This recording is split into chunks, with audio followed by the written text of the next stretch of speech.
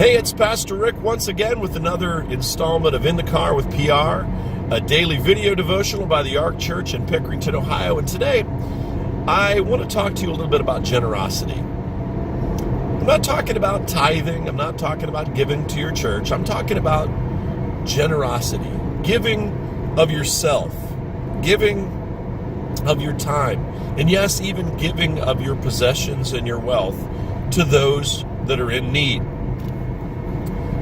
The Bible tells us in Proverbs chapter 11:25, it says, "The generous will prosper. Those who refresh others will they themselves be refreshed." Now we read something like that and we think, that's like some of that stuff that Jesus talked about in the New Testament.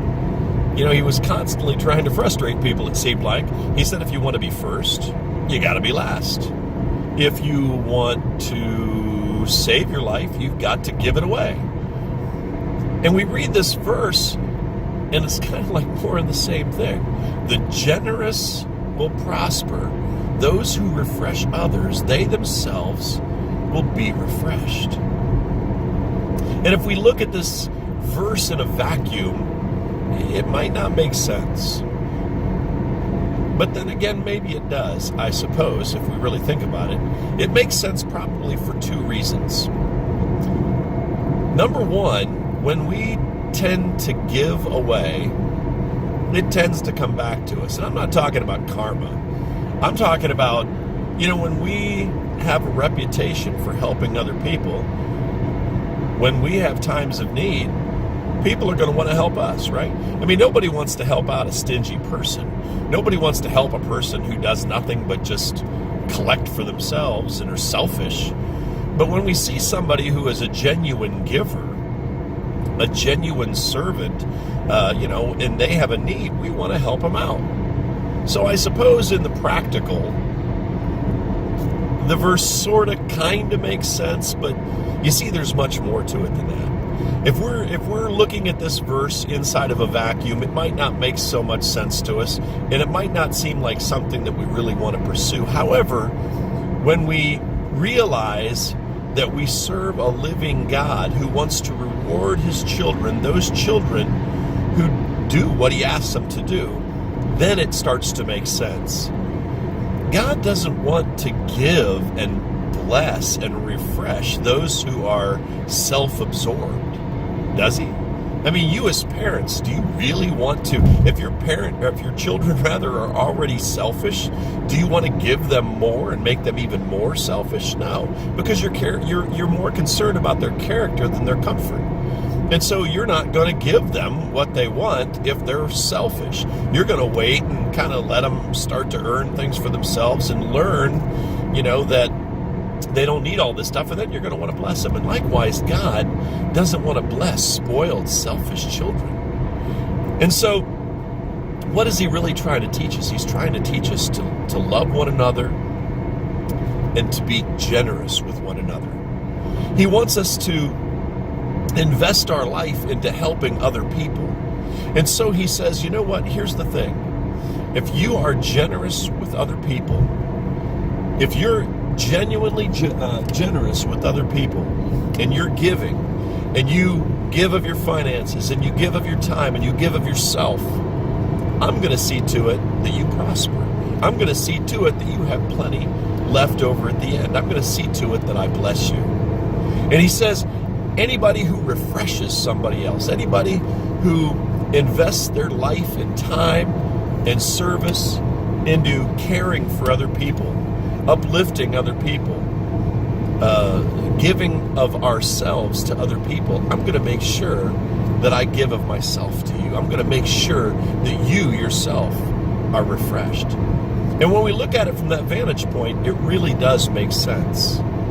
I read in a book this last week called Crazy Love by Francis Chan. He said that one of the marks of a person who is truly consumed or obsessed with Jesus and with God, those people, one of the marks of that kind of a person is a person who is generous, a person who freely gives of their time and their finances and really their life And I ask you this morning, and as I'm asking myself in my quiet time, am I truly a generous person?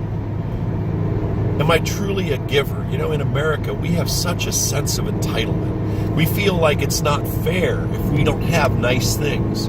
You know, we look at our neighbor and they have a nice car and they have a nice house, and so we feel like we really need to have those. In fact, even many Christians, we have a sense of entitlement. We say things like, well, God would want me to be happy and have these comforts and these luxuries.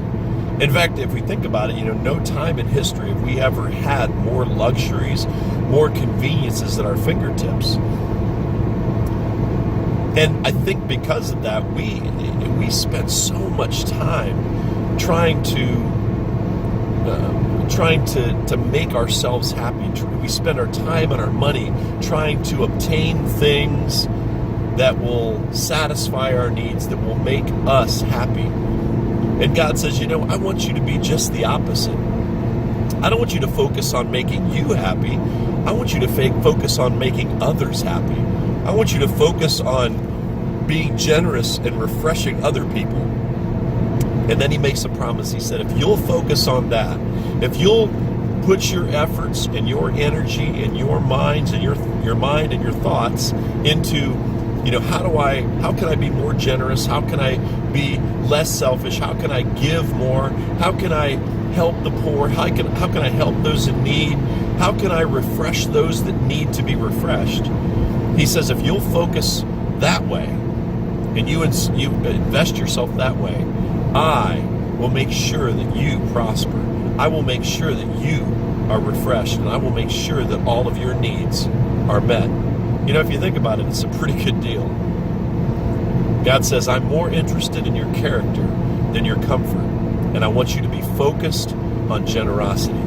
Today, I ask you, are you a person that when people look at your life, they say, now there is a generous person. There is truly a giver. If that's not you, maybe it's time to consider that. Maybe it's time to be a greater giver.